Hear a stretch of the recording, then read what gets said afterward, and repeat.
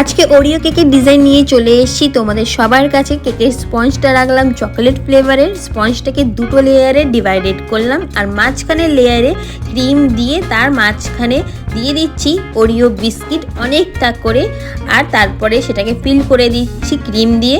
তারপরে উপরের লেয়ারটা, শেষের লেয়ারটা আবারও দিয়ে দিলাম কেকের স্পঞ্জ দিয়ে। এই করে আমার লেয়ার পরপর সাজানো হয়ে গেল।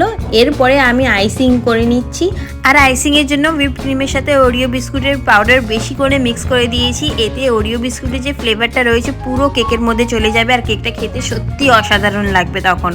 এটা আমার 1 পাউন্ডের কেক ছিল। 1 পাউন্ডের কেকের সাইজ ফ্ল্যাটও হতে পারে, আবার হাইটেডও হতে পারে। ফ্ল্যাট কেকগুলো দেখতে বড় হয় কিন্তু উচ্চতা কম হয়, আবার হাইটেড কেকগুলো দেখতে ছোট হয় কিন্তু উচ্চতা বেশি হয়। কিন্তু আমার সবথেকে বেশি পছন্দ হাইটেড কেকগুলো, তাতে ডেকোরেট খুব সুন্দর করে করা যায় আর দেখতেও খুব সুন্দর হয়। তোমাদের কোনটা পছন্দ কমেন্ট করে নিশ্চয়ই জানিও আমাকে।